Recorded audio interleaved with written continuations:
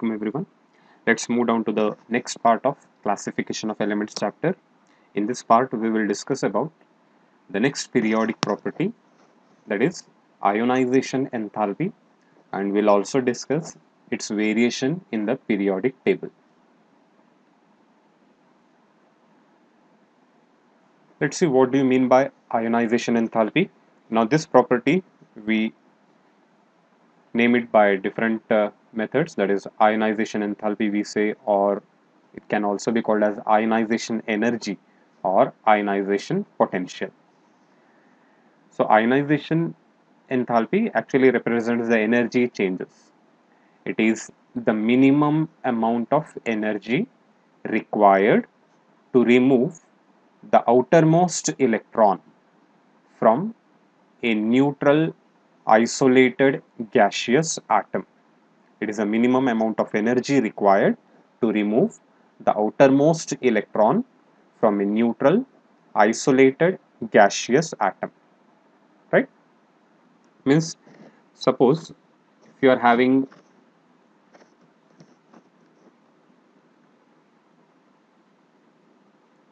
this is some atom, I'm drawing some orbits over here. इसे sodium atom ही consider करते हैं. Sodium atomic number 11 होता है. Configuration रहेगा 1s2 2s2 2p6 3s1, right. First orbit में 2 electrons है, second orbit में 8 इलेक्ट्रॉन्स है, और लास्ट ऑर्बिट में 1 इलेक्ट्रॉन है, यानी कि थर्ड ऑर्बिट में 1 इलेक्ट्रॉन है, राइट. तो cations and anions we have discussed in the previous class. cations जो फॉर्म होते हैं, cations are formed by loss of one or more electrons. जब भी कोई एटम एक या एक से ज्यादा इलेक्ट्रॉन्स को लॉस करता है तब वो कैटायन में कन्वर्ट हो जाता है. It gets positively charge, right. Now ये लॉस कैसे होता है? इलेक्ट्रॉन लॉस करने के लिए एटम को जो है कुछ एनर्जी एब्सॉर्ब करना पड़ेगा. ओके, जब तक वो इलेक्ट्रॉन नहीं एटम के बाहर नहीं निकलेगा, राइट. अब जैसे कि ये लास्ट ऑर्बिट में ये इलेक्ट्रॉन है, क्योंकि ये इलेक्ट्रॉन इस ऑर्बिट में रिवॉल्व होते रहता है और इसकी एक फिक्स्ड एनर्जी रहती है.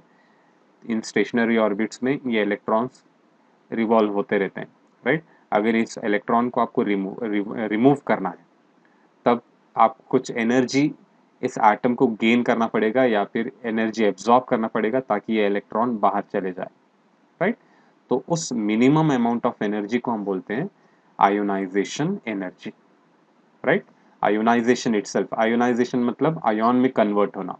आयन में कन्वर्ट होने के लिए या करने के लिए जो भी एनर्जी चाहिए उसको हम बोलते हैं आयोनाइजेशन एनर्जी. ओके, तो मिनिमम अमाउंट ऑफ एनर्जी यानी कि कम से कम एनर्जी यूज करके अगर ये एटम अपना इलेक्ट्रॉन को लॉस करता है उसको हम बोलते हैं ionization energy required to remove the outermost electron, यानी कि उस पर्टिकुलर एटम का लास्ट इलेक्ट्रॉन, यानी कि न्यूट्रल एटम से जब आप एक इलेक्ट्रॉन रिमूव करते हैं उस इलेक्ट्रॉन को हम लास्ट इलेक्ट्रॉन या डिफरेंशिएटिंग इलेक्ट्रॉन बोलते हैं. From a neutral isolated gaseous atom. Okay, neutral means already it should not have lost any electron or gained any electron. तो ऐसा species चाहिए. तो neutral means it should not carry any of the charges, positive or negative. That time that energy will be called as ionization energy. Isolated यानी कि single atom रहना है. जैसे कि for example you can't take a molecule से electron remove करके आप उसे आयोनाइजेशन एनर्जी नहीं बोल सकते हैं. सिंगल एटम रहना है. It should be a single separate atom that is called as isolated and it should be in gaseous form. Why we take gaseous form is, say for example sodium metal ले रहे हैं, solid होगा, इसमें से आपको electron remove करना है. जो भी एनर्जी सप्लाई करेंगे आप, तो वो एनर्जी ये एटम ये मेटल यूज करता है और अपने आप को लिक्विड फॉर्म में चेंज कर लेगा या फिर गैसियस फॉर्म में चेंज कर लेगा, राइट. मतलब आप इलेक्ट्रॉन रिमूव करने के लिए एनर्जी सप्लाई करे थे, लेकिन वो एनर्जी उसको जो है सॉलिड फॉर्म से लिक्विड या गैसियस फॉर्म में कन्वर्ट करने के लिए इस्तेमाल हो जाती है, Okay, that time we will not get the correct value of ionization energy. तो अब इसके बाद जब आप एनर्जी सप्लाई करेंगे तब जो है इजीली गैशियस फॉर्म में है, तब जो है आप इजीली, क्योंकि गैशियस फॉर्म के बाद कोई दूसरा फॉर्म प्रोड्यूस नहीं होगा, तो आराम से जो है जो भी आप एनर्जी सप्लाई करेंगे वो आयन फॉर्मेशन में यूज होगी, right.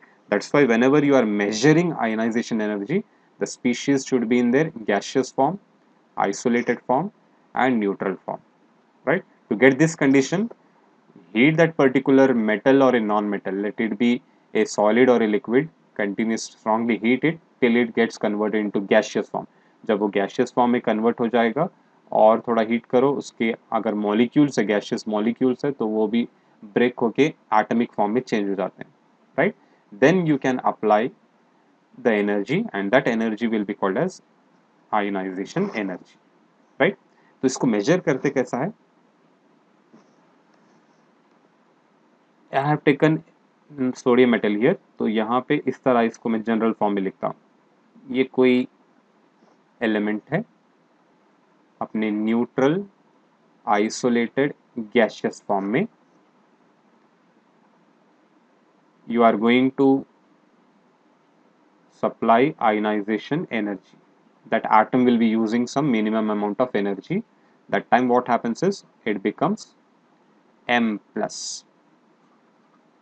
by the loss of one electron, right? This is nothing but how we define ionization energy. The atom I have taken in neutral isolated gaseous form, and that atom is using some energy, and that energy when it uses it converts into cation, that is it loses one electron and converts into cation. So this energy we call it as ionization energy. Okay, अब यहाँ पे condition major कैसे करते हैं? तो ionization energy major करने के लिए जो एक कम सब्सटेंस लेंगे आप, जो स्पीशीज लेंगे 1 मोल क्वांटिटी में लेंगे।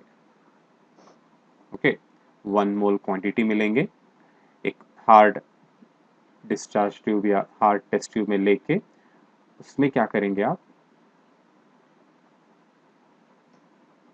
कोई सूटेबल रेस पास करेंगे जिससे उस एटम के साथ वो रेस कोलाइड होके सूटेबल एनर्जी के साथ एक लास्ट ऑर्बिट के एक इलेक्ट्रॉन को निकाल सके। तो मिनिमम से minimum lowest energy value maintain करके थोड़ा थोड़ा बढ़ाते जाएंगे। जैसे ही इलेक्ट्रॉन्स उस एटम से निकल जाते हैं they will move towards opposite electrons, negatively charge electrons निकल जैसे ही निकल जाते हैं they start travelling towards positive electrode. Once they start moving towards positive electrode you will come to know how much energy you have supplied, then you will note down that energy, that will be called as ionization energy, right? So this is the way how ionization energy will be measured, and ionization energy is measured always in kilojoule per mole. This ionization energy is measured in terms of kilojoule per mole, right? So overall ionization energy is nothing but the minimum amount of energy required to remove the outermost electron from a neutral isolated gaseous atom, or in terms of enthalpy change also it can be defined the heat change that takes place when 1 mole of electrons are removed from 1 mole of neutral isolated gaseous atoms, right? If you go with the thermodynamic method, M gas, M is some metal because the metals they lose electrons easily because of their electropositive character, yani it's they are having the ability of losing electrons. It changes to M plus gas by the loss of one electron. So this change, when it is carried out, whatever enthalpy change you write, delta H, I'll write I E, means this is called as ionization enthalpy or enthalpy of ionization. It will be positive. Means ionization enthalpy process endothermic process है, it is endothermic because an atom uses energy, consumes energy to release one electron। एक electron को loss करने के लिए atom के पास energy चाहिए, तो वो एनर्जी एब्जॉर्ब करके इलेक्ट्रॉन को लॉस करता है। तो जितनी भी आयनाइजेशन एनर्जी स्टेप्स इन्वॉल्व रहेंगे उनको हम बोलेंगे एंडोथर्मिक स्टेप्स और एंडोथर्मिक प्रोसेस। आयनाइजेशन एनर्जी और ionization process is an endothermic process, right. So it is a heat change. यहाँ पे जो भी वैल्यू रहेगा उसको हम बोलेंगे ionization enthalpy of that particular element, okay. और it is measured in terms of potential also, the minimum potential required to remove an electron from a neutral isolated gaseous atom, okay। When it is mentioned in terms of potential, its unit will be electron volt। So but commonly we use the unit for this ionization enthalpy or ionization energy as kilojoule per mole। So unit for measuring ionization energy is what? Kilojoule per mole, okay। Now say for example I'll take magnesium example. Magnesium configuration is 1s2, 2s2, 2p6, 3s2, 1s2, 2s2, 2p6, 3s2, okay. अब इसको जो stable होने के लिए 2 electron loss करना पड़ेगा, right. You have to remove 2 electrons to make it stable like noble gases। So what it will do is it will absorb some energy, ionization energy, and first it will form Mg plus by the loss of 1 electron, okay। लेकिन अभी ये सिर्फ uni positive बन गया है, अभी ये stable नहीं हुआ है, क्योंकि इसको स्टेबल होने के लिए और एक इलेक्ट्रॉन लॉस करना पड़ेगा। तो ये फिर से ये Mg प्लस और एनर्जी कंज्यूम करके Mg2 प्लस बन जाता है। It becomes Mg2 plus by consuming some more energy। Now it has reached Mg2 plus, means it is having configuration same like noble gases 1s2, 2s2, 2p6 octet configuration हो गया। Now removal, if you go with removal of third electron also, that is also possible। It can become Mg3 plus by the loss of one more electron, right। यानी कि सिर्फ एक ही ionization energy आप treat नहीं कर सकते हैं। अगर आप कोई एटम के अंदर से ज़्यादा इलेक्ट्रॉन्स रिमूव करते जा रहे हैं तो उतने टाइम आपको एनर्जी सप्लाई करना पड़ेगा, या फिर वो एटम उतनी एनर्जी यूज़ करते जाएगा। तो यहाँ पे जब आप फर्स्ट इलेक्ट्रॉन यानी कि सबसे लास्ट इलेक्ट्रॉन जब रिमूव करते हैं उसको आप फर्स्ट आयनाइजेशन एनर्जी बोलेंगे, जिसको हम डिनोट करते हैं आयनाइजेशन एनर्जी 1। अब आयन फॉर्म हो गया, इससे आप और एक इलेक्ट्रॉन जब रिमूव करेंगे फिर जो एनर्जी सप्लाई करते हैं उसको हम बोलते हैं आयनाइजेशन एनर्जी 2। ऐसे ही ionization energy 3, like that it will go on, right। So number of ionization energy you will get based on the number of electrons you are removing, but always whenever you are removing the first electron, I mean the last electron of an atom, that ionization energy will be always lowest, right। Means here when you compare the values of E1, IE1, IE2 and IE3, ionization energy 1, it is always smaller than ionization energy 2। हालांकि यहाँ पे stability second electron loss करने के बाद मिल रही है, लेकिन ये वैल्यू कंपेयर करेंगे पहले वैल्यू से तो ये वैल्यू ज़्यादा रहेगा और ये वैल्यू कम रहेगा। Always first ionization energy will be smaller than second. ये और बात है कि डिफरेंस कम ज़्यादा रहता है, कुछ आयनाइजेशन एनर्जी वैल्यूज़ के बीच में डिफरेंस ज़्यादा आएगा, कुछ आयनाइजेशन एनर्जी वैल्यूज़ के बीच में डिफरेंस कम आएगा, that is different, but always first ionization energy will be less compared to second, and second will be less than third. अब ये दो वैल्यूज हैं, इनका अगर डिफरेंस देखेंगे तो स्मॉल रहेगा। क्यों? क्योंकि दूसरा इलेक्ट्रॉन आसानी से लॉस इसलिए होता है क्योंकि ये स्टेबल होने वाला है, right.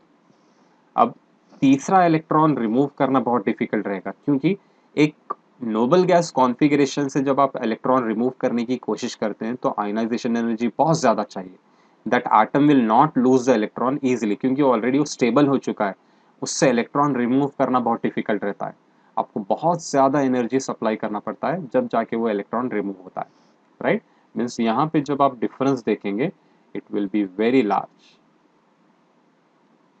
It will be very large. जैसे कि नॉर्मल वैल्यूज लिखता हूँ, मैग्नीशियम का अगर आप फर्स्ट आयनाइजेशन एनर्जी लेंगे, say it is somewhere around 700 kilo joule per mole. Second देखेंगे तो ये around you can take it as 800, right. Difference is 100 kilo joule. लेकिन थर्ड जब आप लेंगे it will be 8000, it is having a difference in thousands now, right? Means overall first ionization energy is always very small for all the type of species. For all species the ionization energy will, one will be less than ionization energy 2, and it will be less than ionization energy 3, right? यहाँ पे एक point note कर सकते हैं, जब भी ज़्यादा difference आता है आयनाइजेशन एनर्जीज में तो समझ जाना वो पर्टिकुलर नंबर ऑफ इलेक्ट्रॉन उतने लॉस नहीं होंगे। जैसे कि ये पहले इलेक्ट्रॉन के लिए ये वैल्यू है, ये दूसरे इलेक्ट्रॉन के लिए है, तीसरा इलेक्ट्रॉन रिमूव करने के लिए आपको इतनी एनर्जी सप्लाई करना पड़ रहा है। जब ये वैल्यू कुछ ज़्यादा ही बढ़ जाता है तो ये इलेक्ट्रॉन, थर्ड इलेक्ट्रॉन रिमूव करना डिफिकल्ट रहेगा, मतलब ये एटम सिर्फ 2 इलेक्ट्रॉन ही लॉस कर सकता है। Okay, now next let's see how this ionization energy varies in the periodic table. Variation of ionization energy in the periodic table. Now this ionization energy, it is inversely proportional to the atomic size property. It is inversely proportional to the atomic size property, यानी कि जितना atomic size ज़्यादा रहेगा ionization energy कम रहेगी। क्यों? देखते हैं down the group जाके। एग्जाम्पल लेता हूँ मैं सेम फिर से फर्स्ट ग्रुप एलिमेंट्स का। ये लिथियम ट्रीट कर लेंगे, इससे सोडियम ले लेंगे और इसको जो हम लेंगे पोटेशियम। लिथियम का कॉन्फ़िगरेशन होता है 1s2 2s1, 1 इलेक्ट्रॉन है लास्ट ऑर्बिट में, सेकेंड ऑर्बिट में। यहाँ पे आता है 1s2 2s2 2p6 3s1, again 1 electron but in third orbit.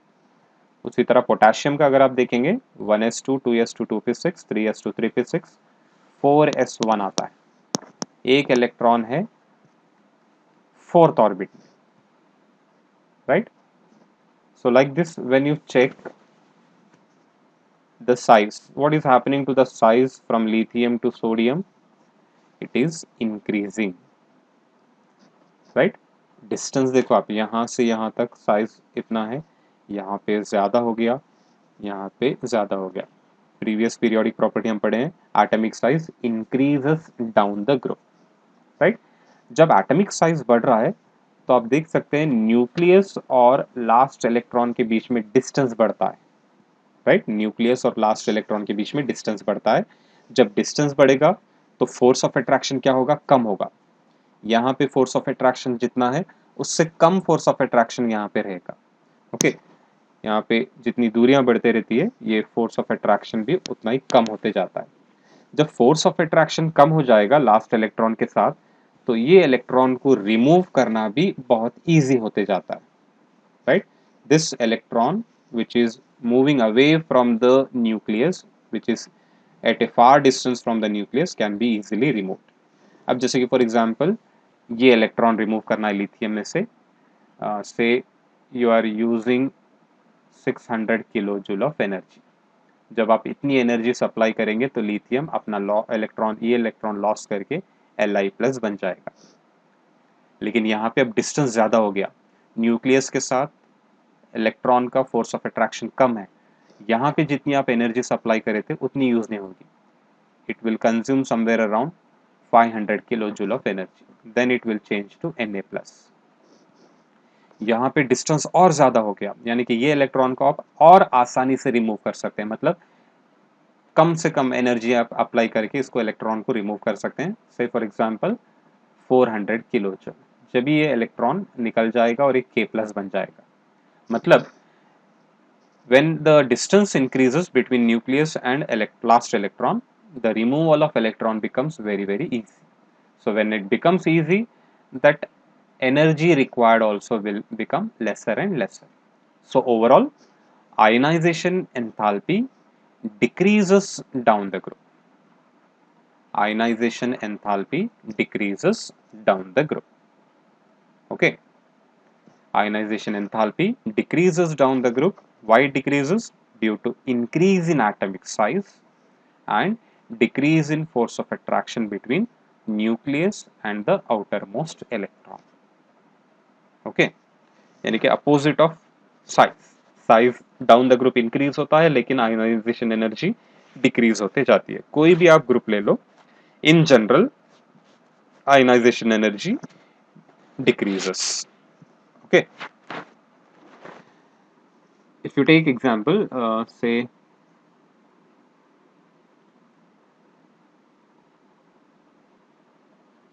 potassium, lithium, sodium, rubidium, 4 elements दिए हैं आपको, and you are asked to arrange all these elements in increasing order of ionization energy. Increasing order of ionization energy के basis पे आपको arrange करना है। तो पहले तो आप इनका लोकेशन याद रखो, ये पीरियोडिक टेबल में कैसे अरेंज्ड है। तो पीरियोडिक टेबल में लिथियम आता है, उसके नीचे सोडियम आता है, देन पोटेशियम आएगा, उसके नीचे रुबिडियम, right?